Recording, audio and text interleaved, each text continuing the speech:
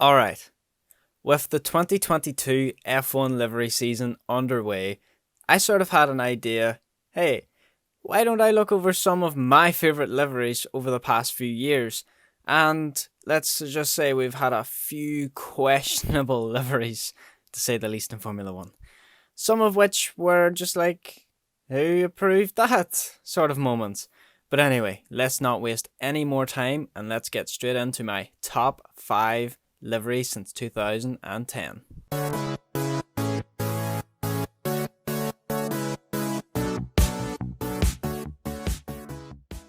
Now, starting right off at the cutoff point of 2010 or 2010 or however you want to say it, I've chosen the Renault R30. Now, this car may not be in the most appealing colour, which is yellow. However, I think it looks really good. With the yellow and black livery accents, to me, it's quite aesthetically pleasing. It's weird because I never really liked that livery until recently. When I was looking through the old Renault liveries, and I was like, this actually stands out quite a lot. Especially, if you look back at 2010 season, a lot of the cars were either silver, black, grey, boring colours, and then all of a sudden you've got this nice yellow, black, and red car running through. And to be honest, it really looks nice. People call it the bumblebee effect, because of the black stripes that was on the car, and I just think it's really nice. Obviously, I have the picture up beside me, but yeah, I think it's really nice. It just really stood out, and that's why it's number 5 on my list. On to my number 4 pick, I've chosen the Alpine. But hold on. Going into the 2021 season, we have seen a lot of livery design coming in from the 2010 era. Obviously, this is now 2022 season, but I'm talking up until the 2021 or the end of 2021 season. And we've seen a lot of good liveries in that time. But it's quite, exciting to see how the design has changed, the graphic design has changed over the years. And, we were teased with this team with a testing livery, which was main body of black with the red and the blue stripes. Obviously, once again, I'll have it up beside me. So when it came time to race, everyone was like, are they still going to keep this or what's happening? And then we got a very, very glitchy, shaky live stream. And we seen this absolute metallic blue gem. Metallic main blue body, the red and the white logo decal at the rear of the car. It really set it off. And it really showed that, new liveries are exciting and sometimes really appealing to look at. Now, this car, when on track, obviously we had two metallic cars this year. We had, obviously, the Aston Martin, which I feel I would have put on this list. Uh-oh, spoiler, it's not here. But I feel like the Alpine, that metallic blue really set it off for me. The aesthetics, it works well as well with the tires, it being black as well. Everything just fits perfectly with this car and design, and it just looks so smooth and free flowing.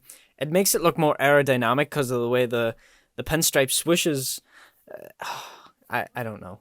It's not only number 4, but it's only number 4. On to my number 3 choice. Here we have the 2017 Force India.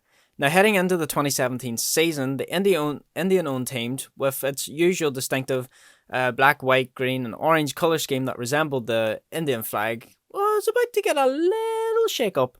And least to say, not everybody was expecting it.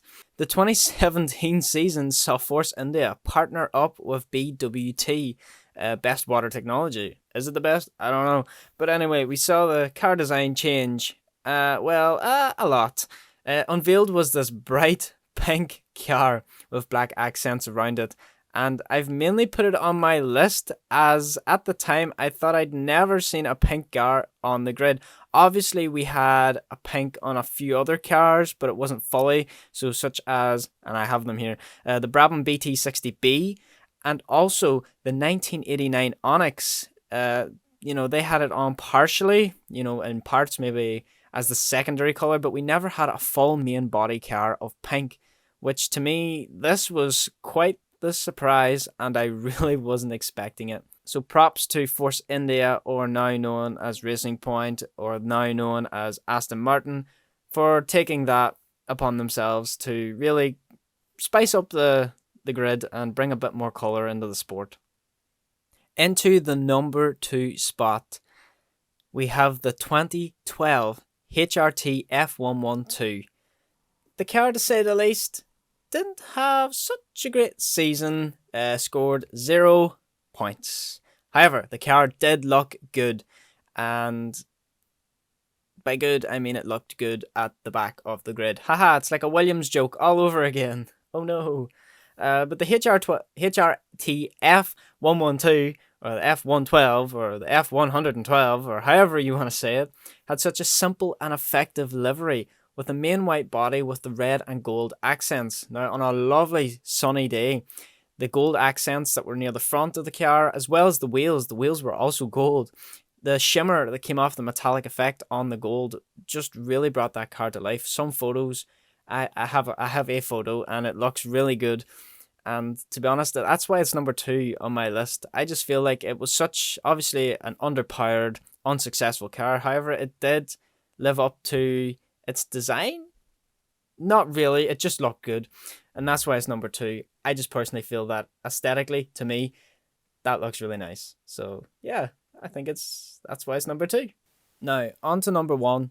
And I think if there's a trend that I would have figured from this video of myself, would be the fact that I think I'm a big fan of metallic, because we now have the 2015 RB11. Now, okay, undoubtedly this car, to say the least, is probably my personal favourite. Obviously, just within the 2010 up until now range. Obviously, there's some cars that are far nicer from back in the 70s, 80s, and 90s, and early 2000s. But this car for me is probably the closest to the ultimate Formula 1 car. Well, in my opinion, anyway. The team had just partnered up with Infinity. Whether that, I can't remember exactly if it was that 2015 or 2014 season they partnered up with Infinity. And the car that came out, unreal. It's like they had the real dark metallic blue. I think close enough. And they had the metallic purple on the side of the car, as well as the Red Bull yellow and red accents. And I'm not joking when I say this, but that is probably one of the most beautiful Formula 1 cars I have seen.